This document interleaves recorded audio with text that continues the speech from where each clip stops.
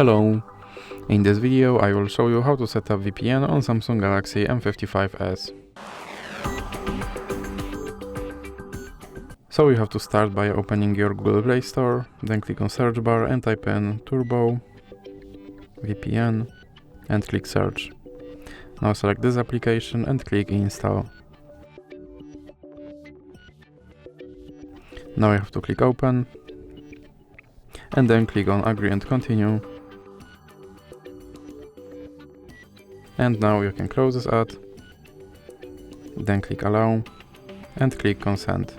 Now click on this button to start your VPN and click OK.